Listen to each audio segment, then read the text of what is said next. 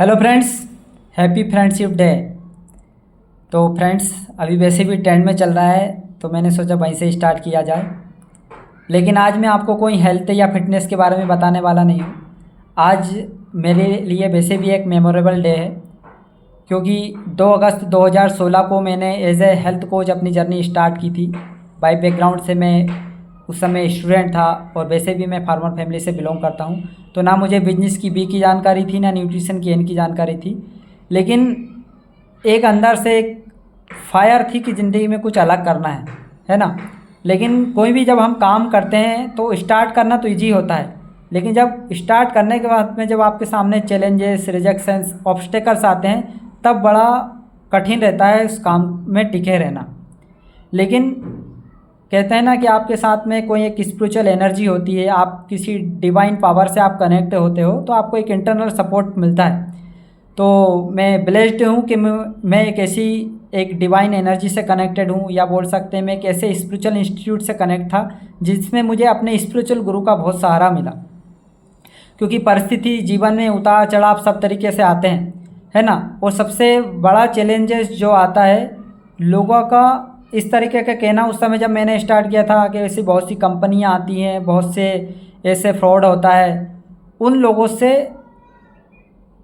Handle करना बोल सकते हैं, उन लोगों को हैंडल कैसे किया जाए। तो मेरा एक अंदर से एक हमेशा आवाज़ आती थी, yes you can do it, you can do it. तो मैंने कभी किसी से ओपिनियन सबसे लेता था, लेकिन एक मन की जो बात रहती थी, एक मन के रहता ना, एक बोलते हैं सुनो सबकी करो मन की, तो वो हमेशा मैंने अपने मन की सुनी कि अंदर से इंट्यूशन क्या आ रहा है। और बोलते हैं इनकी जो अंदर की आवाज़ होती है स्वयं भगवान की आवाज़ होती है। तो बस मैंने उसी आवाज़ को हमेशा फॉलो किया और कभी किसी की बात नहीं मानी। सुनता सबकी था, लेकिन जो अंदर से जो आवाज़ आती थी उसको मैं हमेशा फॉलो करता था। तो मेरा आज की वीडियो बनाने का पर्पज़ सिर्फ ये है कि आप जो भी काम कर रहे हैं, शायद ये वीडियो उन लोगों को सपोर्ट कर सकती है जो एक स्टूडेंट है, या किसी का एक नया स्टार्टअप है, या अपने फील्ड में किसी भी में आप काम कर रहे हो। तो आपका एक माइंडसेट ये होना चाहिए कि डे वन से ही अगर आप उसमें चाहते हो कि मुझे इसमें सफलता मिल जाए, या डे वन से ही उसमें आपको प्रॉफिट होने लगे, तो शायद वो पॉसिबल नहीं है। तो आपके पास में एक लॉन्ग टर्म प्लानिंग होनी चाहिए। जैसे एक स्टूडेंट रहता है, वो किसी फील्ड में जाना चाहते हैं तो उससे रिलेटेड वो कोर्स करता है, ओके, या फिर आगे चल के वो कंपटीशन एग्ज़ाम की तैयारी करता है उसके हिसाब से, ओके। तो इसी तरीके से आप जिस भी फील्ड में हो तो आपको उसको इसे करियर के दृष्टि से देखना है कि मुझे इस काम को स्टार्ट करने के लिए क्या की चीज़ों की रिक्वायरमेंट है, किस स्किल्स की रिक्वायरमेंट है, मेरे पास में कौन सी चीज़ों की ऐसी कमी है जो मुझे गेन करनी है, या मुझे उसकी स्किल हायर करनी है। वैसे बोलते हैं जिस चीज़ में आपकी स्किल नहीं है उस स्किल्स को सीख लो, तो आपके वैसे ही कॉन्फिडेंस बढ़ना स्टार्ट हो जाएगा, है ना। तो ये चीज़ें मैंने स्टार्ट करी, सीखना स्टार्ट किया, मेहनत करना स्टार्ट की, क्योंकि मेरे लिए ये इजी नहीं था। क्योंकि मैंने ज़िंदगी के अपने बहुत समय, मतलब कि ज़िंदगी के 18 साल मैंने अपने गांव बिताए। मेरी जो प्राइमरी जो एजुकेशन हुई वो अपने गांव पे हुई। तो मुझे प्रॉपर तरीके से लोगों से बात करना, किस तरीके से लोगों को हैंडल करना, ये कोई चीज़ें आती नहीं थी। लेकिन एक अंदर आपके अंदर कुछ एक फायर होती है, कुछ करने का एक जुनून होता है, तो आपको एक सपोर्ट मिलने लगता है, आपके साथ एक डिवाइन एनर्जी काम कर रही होती है, और आपको पता भी नहीं लगता है कि कैसे हम काम में आगे बढ़ने लगते हैं, है ना। लेकिन इसके लिए कुछ रूल्स होते हैं। इसमें कुछ आगे बढ़ने के लिए आपको अपने पर्सनल रूल बनाना होता है, आपको बहुत डिसिप्लिन रहना पड़ता है, आपको कंसिस्टेंसी मेंटेन करना होता है। कई बार अपने हिसाब से रिजल्ट नहीं आते हैं, तब भी आपको अपने आप को मोटिवेट रखना होता है ना। क्योंकि दुनिया तो आपको गिराने के लिए लगी हुई है ना। लेकिन आप जब चैलेंजेस ज़्यादा हो, ऑब्स्टिकल ज़्यादा आए, तब अपने आप को कैसे हैंडल रखते हो, ओके, हैंडल करते हो, कैसे मैनेज करते हो, कैसे माइंडसेट रखते हो, ये सारी चीज़ें ही आपको ग्रोथ में मदद दिला सकती हैं, ओके। तो जब 2016 में जब मेरी जर्नी स्टार्ट हुई थी तो मैंने सोचा था पता नहीं क्या होगा, कैसे होगा, किस तरीके से करेंगे।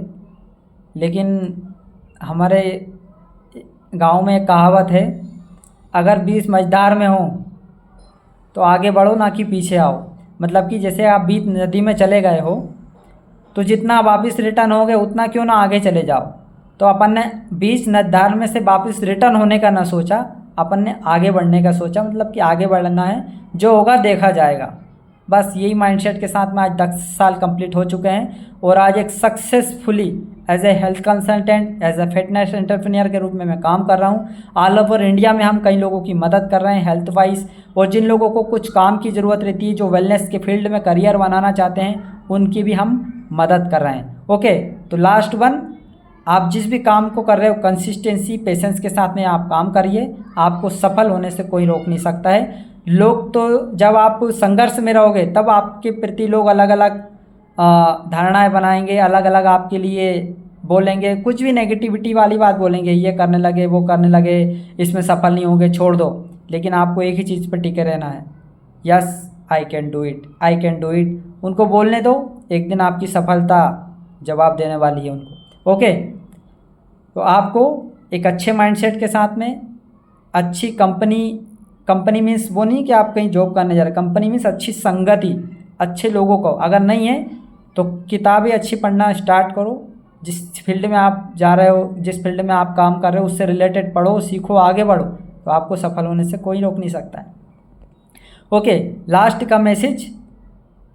मैसेज यही है, डेडिकेशन, कंसिस्टेंसी एंड पेशेंस, अगर इसके साथ में काम करोगे तो आप हर फील्ड में सफल होगे। बाय बाय, जय हिंद, जय भारत, गुड डे।